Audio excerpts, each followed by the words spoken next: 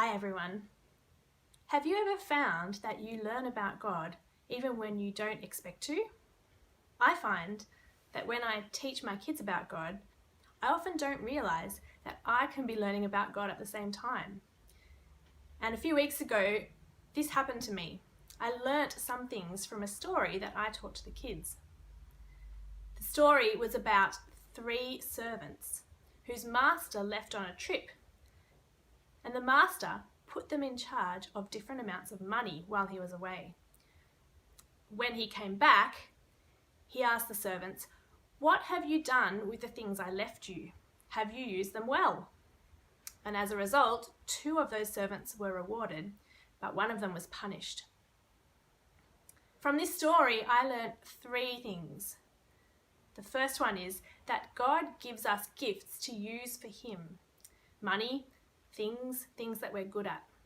And we don't need to compare to other people because God gives different amounts and He also gives different gifts. We can just use the gifts that God's given us. I noticed that both the first and the second servant were given different amounts of things, but they were both rewarded just the same. And that was encouraging to me.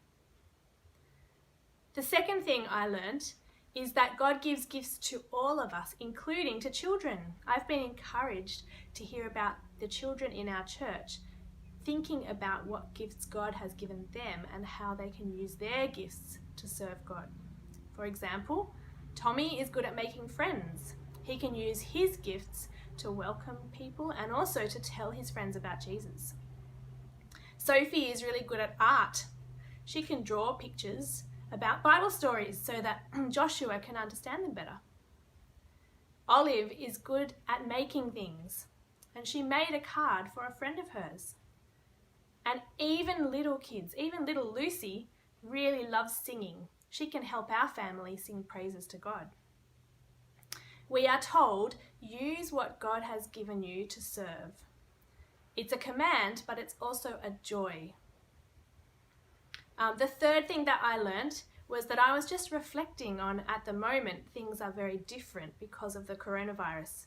We're not able to meet in person yet. But I've been encouraged because I've been seeing how members of my church family are using their gifts to serve the body. For example, Sid is still making things for children and for adults and sending them around to their houses. Judy is very thoughtful. She's been lending books to me to read. Brom is fantastic at looking after people and has been sending me messages to check up on me. And there are many people who are great at cooking and have been providing meals for the Doyle family with their new baby. I've also seen people that have a special gift of prayer, doing lots and lots of praying for our world and for our church and for each other. So let's keep on using our gifts to build up the body of Christ while we wait for Jesus to come back.